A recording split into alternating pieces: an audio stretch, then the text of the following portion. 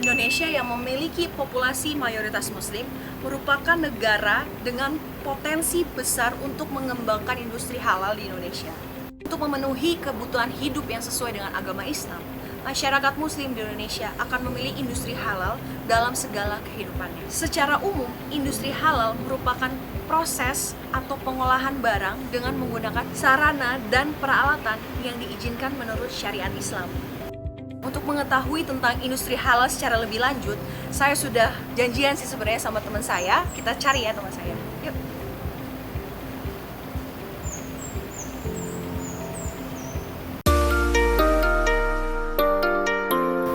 Aku nungguin teman aku nih, mana ya?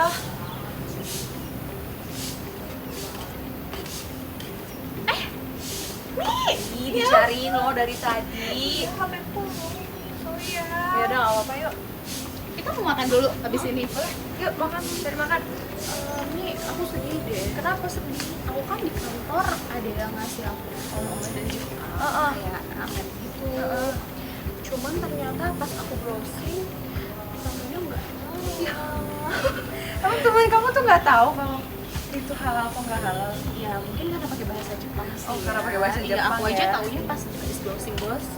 Untungnya kita tinggal di Jakarta ya. Iya, nggak susah gitu Iya, ya kalau kalau cari tahu. Jepang makanan halal ada di mana-mana kan. Yaudah, yuk isi makan dulu yuk. Yuk. Bener juga ya kata kamu, di Jakarta udah nggak susah cari tempat makan. Sekarang pemerintah juga udah nyiapin halal park kayak gini. Iya sih, karena ada halal park ini kita jadi tahu ada fashion halal, makanan halal, semuanya kumpul di sini kan. Anyway, menurut kamu tuh halal tuh seperti apa sih? Kalau menurut aku sih sebenarnya in general kali ya, halal tuh lebih ke arah segala sesuatu yang dari segi syariat Islam tuh diizinkan atau diperbolehkan. Jadi kalau kita ngomong masalah fashion halal, itu berarti kayak pakaian yang diizinkan atau diperbolehkan dipergunakan menurut syariat Islam. Begitu juga dengan makanan, berarti itu yang dari mulai proses produksi sampai nanti makanannya jadi itu melewati proses-proses yang sesuai dengan syariat Islamnya seperti apa gitu.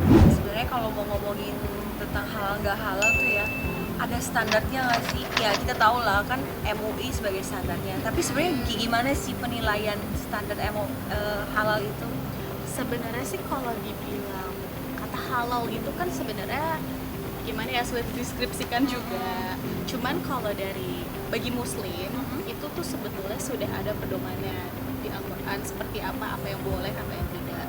Bahkan halal pun tuh bisa dibagi berdasarkan zat, berdasarkan sifatnya, daruriyatnya seperti apa. Daruriyat itu seperti kayak tergantung kondisinya seperti apa. Misalnya? Gitu. Misalkan kayak babi memang menurut muslim itu Iya, haram, iya, kita haram, tahu tidak. semua kan.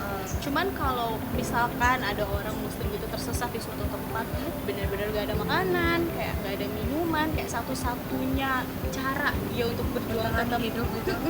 untuk tetap hidup itu cuma ada babi misalkan, ya apa-apa. Iya, itu kayak iya. ya kalau enggak nanti kita nggak hidup dong gitu kan gitu. Oh, sih. berarti kalau dalam keadaan tertentu seperti itu ya diperbolehkan aja. Jadi kalau seperti itu tren di Indonesia itu gimana sih makanan halalnya? Kalau menurutku sih kan bisa dibilang mayoritas kita orang Indonesia itu muslimnya. Bisa dibilang berdasarkan statistik aja 87%-nya kan muslim. Iya.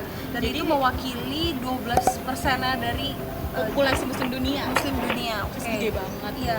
Dan seiring dengan pasti kan angka kelahiran juga meningkat segala macam, itu pasti seiring dengan waktu pasti populasi muslim semakin meningkat. Kamu tahu gak sih tahun 2018-2019 nih ya, Indonesia tuh merupakan salah satu negara atau bahkan aku bilangnya bisa bilang peringkat nomor 1 sih ya? dengan tingkat pengeluaran konsumsi terhadap produk halal paling besar di dunia. Berapa Iya. emang pengeluarannya? Kalau aku nggak salah ya itu sekitar 170 miliar US dollar Oh, untuk iya. konsumsi produk halal. Iya. Tapi ya Mi, yang sayangnya tuh ya kita kan populasi muslimnya banyak dan potensi pasarnya besar ya kan. Tapi tuh yang aku sayangin adalah kenapa Indonesia belum bisa jadi produsen nomor satu produk halal, karena kan kalau kita produksinya besar, Iya. kita ekspor ke luar negeri, itu kan akan Memperbaiki ekonomi juga dong menggenjot ya. ekonomi Iya. kan, memperbaiki. Jadi harapannya sih kita kalau bisa jangan cuma konsumsinya aja yang nomor satu bisa ya. kan, produksinya juga peringkat satu. Terus? Bahkan ya Mi, Hah? pemerintah sekarang tuh kayaknya melihat kan potensinya tuh besar, potensi Iya. industri halal. Sampai mereka juga mungkin memikirkan gimana caranya nih consumer tuh selalu yakin bahwa makanan yang mereka makan tuh halal. Aman, ya halal dong. Itu tuh tertuang salah satunya di Undang-Undang Nomor 33 tahun 2014 Oke.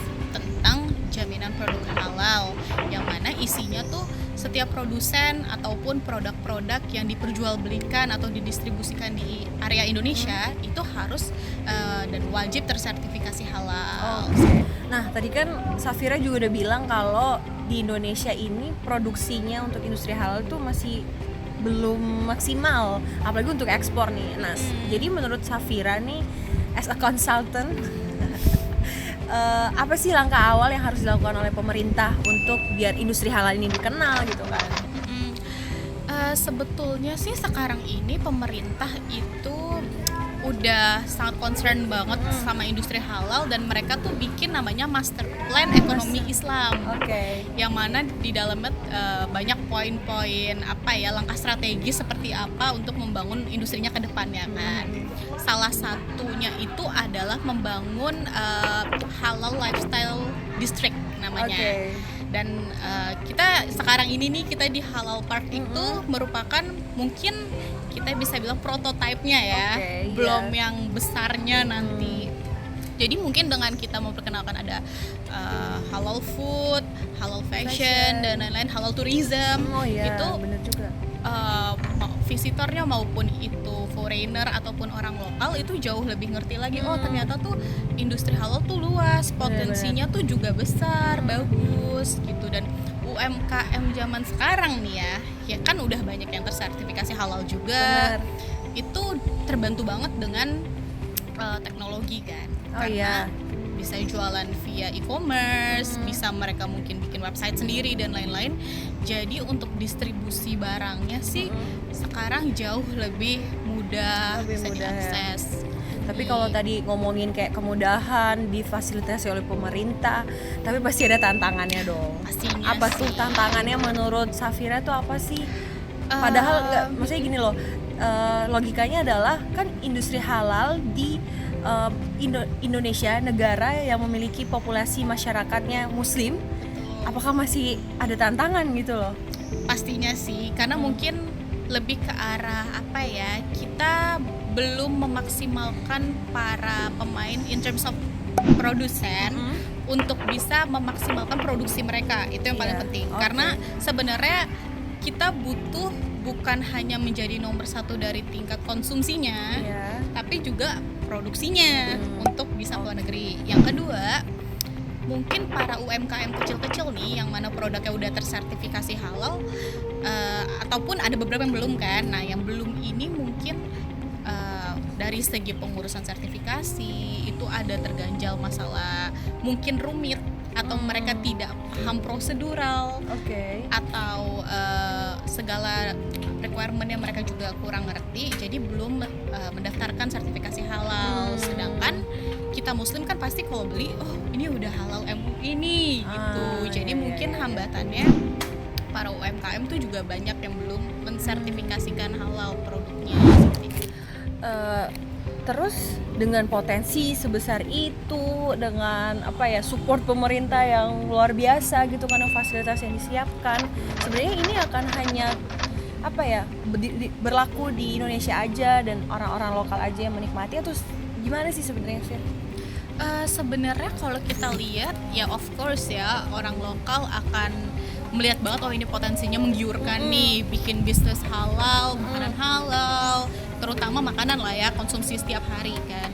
Cuman terlepas dari itu sebenarnya banyak banget perusahaan luar negeri yang melihat ini potensinya luar biasa dan pingin tapping marketnya Indonesia yang halal ini. Dan tapi kebanyakan dari mereka ini kan mungkin perlu tahu lagi culture-nya di Indonesia gimana sih, Iya, kayak iklim gitu. industrinya, Betul. pingin tahu kira-kira kalau masuk pemain industri ini tuh butuhnya atau ya kebutuhan ataupun trennya seperti apa?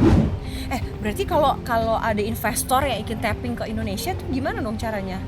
Sebenarnya paling penting adalah kita kasih market entry research sih, yang mana mungkin Spire nih ya sebagai market research company itu bisa banget kasih initial stage-nya apa sih kalau mau masuk, strateginya apa gitu ya, dan kayak kira-kira kalau mau compete di marketnya itu tuh harus seperti apa? Iya benar, dia juga harus tahu dong kompetitor lokalnya seperti apa. Dan gitu paling ya. penting tendensinya konsumennya maunya seperti apa, itu paling penting. That's the point. Thank you banget ya udah kasih kita gambaran mengenai industri halal. Sama Mi. So, Spire Fellas, kalau kalian penasaran tentang industri halal dan ingin tahu lebih lanjut, bisa dapatkan kontak Spire di description box. Dan bagi kalian juga yang penasaran dan pengen nanya-nanya, bisa banget loh komen di comment section ya. So, see you guys on the next video. Bye!